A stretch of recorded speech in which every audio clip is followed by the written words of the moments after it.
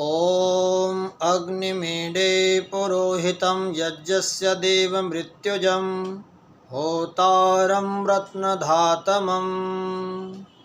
सबसे पहले परमात्मा के चरणों में नमन करता हुआ आप सभी सज्जनों को मेरा नमस्कार। आज का विषय पंच महायज्ञ।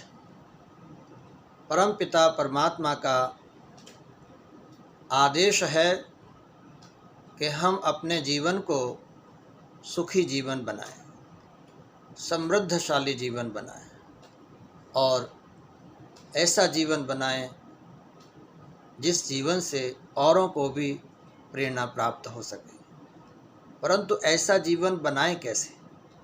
इसके लिए हमारे ऋषियों ने हमें 5 यज्ञों का विधान दिया है, जिसमें कहा ब्रह्मयज्ञं देवयज्ञं पितृयज्ञं च सर्वदा नृयज्ञं अतिथियज्ञं च यथाशक्तिन यापयेत्।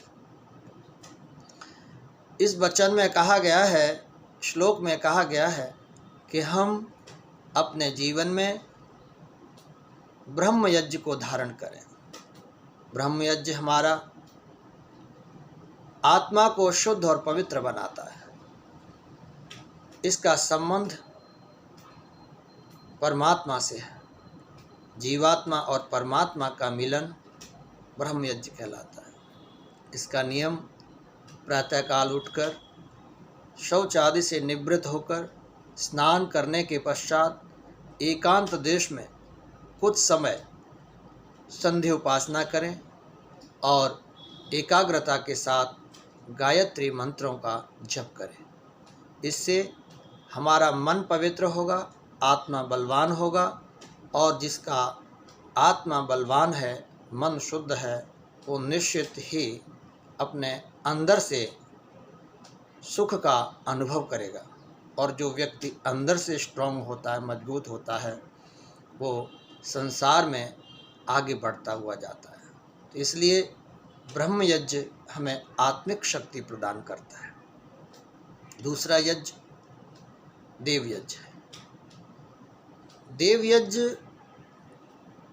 वो यज्ञ है जिसे आप देखते हैं कि हम लोग अग्नि देवता को प्रकट करके उनमें आहुति देते हैं। अर्थात अपने घर में हम यज्ञ करते हैं, हवन करते हैं और उसमें हम घृत की और सामग्री की आहुति देते हैं, जिससे अग्नि देवता उसको ग्रहण करके सूक्ष्म बना करके हमारे घर के वातावरण को शुद्ध करते हैं। इससे हमारा जल वायु शुद्ध होता है।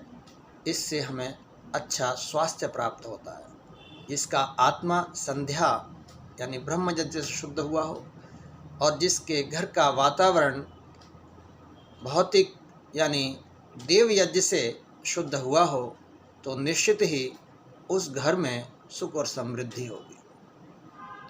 तो देवयज्ञ जल और वायु की शुद्धि है और जहाँ का जल वायु शुद्ध होता है वहाँ स्वास्थ्य अच्छा रहता है और अच्छे स्वास्थ्य रहने से आयु लंबी होती है और आयु लंबी होने से हम अधिक से अधिक अपने परिवार में आशीर्वाद भी दे सकते हैं और परिवार के लिए कुछ कर भी सकते हैं। तो इसलिए हम देवयज्ञ को अपने जीवन में लेकर के आए। प्रातःकाल आप देखते हैं, यूँ तो हम लोग हमारे घरों में मंदिर होते हैं, हम बैठते हैं वहाँ पे और थोड़ा ध्यान करते हैं और ज्योत जलाते हैं।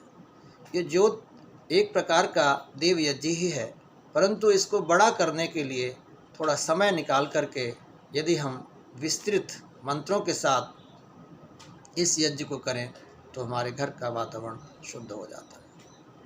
ये 2 प्रकार के देवता बताए हैं, एक जड़ देवता, दूसरे चेतन देवता। जड़ देवता वे होते हैं जो देते तो हैं, देवता का अर्थ ही है जो देता है वो देवता।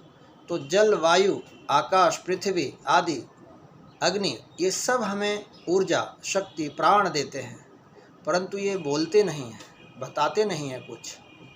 तो इनकी पूजा करना इनको स्वस्थ रखना यज्ञ के माध्यम से, तो ये भी हमें स्वस्थ रखते हैं। इससे हमारे घर में सुख आता है। जहाँ स्वास्थ्य है वहाँ सुख है। इसी तरह से दूसरे देवता हमारे वे होते हैं जो चेतन होते हैं, जो हमें चेतना देते हैं, अर्थात हमारे घर के परिवार के सदस्य, हमारे गुरुजन, हमारे विद्वान जन, हमारे बड़े वृद्धजन हैं, जो हमें देते हैं क्या? प्रेरणाएं। तो इस प्रकार से दोनों ही देवताओं का पूजन करना ये देव यज्ञ है, और विशेष करके अग्निहोत्र को देव यज्ञ कहा है।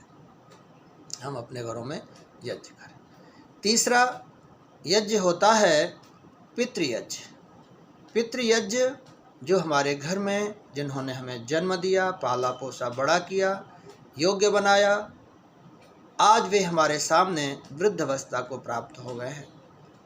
उस अवस्था में हम बच्चों का, बहुओं का, बेटों का, नाती पोतों का, सबका कर्तव्य है कि हम पितृयज्ञ करें।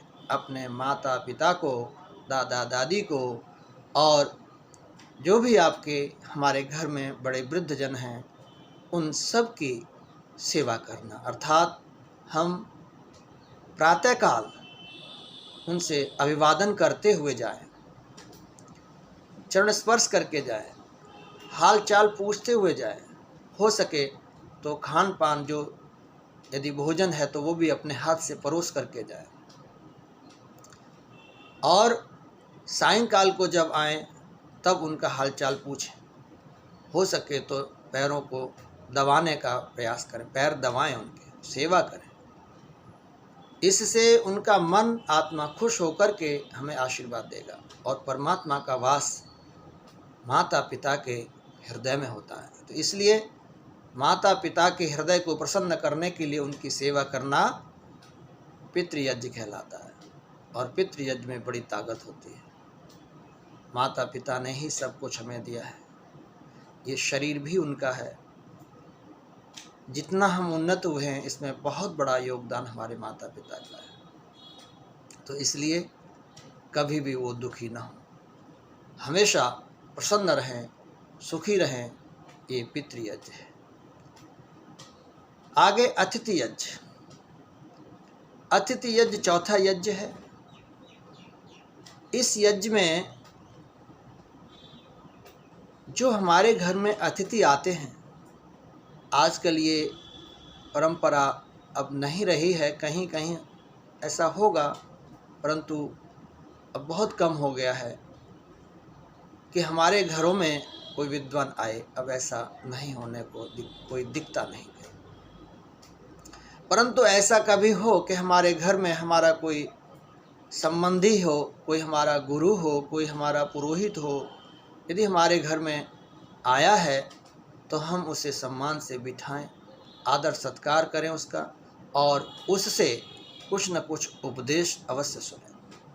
अपने बच्चों को मंत्रों के द्वारा कुछ सीख लें, श्लोकों के द्वारा, और जो पुरोहित का, जो विद्वान का, जो अतिथि का एक अनुभव है, उसके अंदर जो श्रेष्ठता है, उसे हम अपने घर के बच्चों को देने का प्रयास करें। तो इस प्रकार से ये अतिथि यज्ञ हमारा चौथा यज्ञ है। और पांचवा यज्ञ बलिवैश्व देव यज्ञ होता है। यह यज्ञ भी बड़ा महत्वपूर्ण है।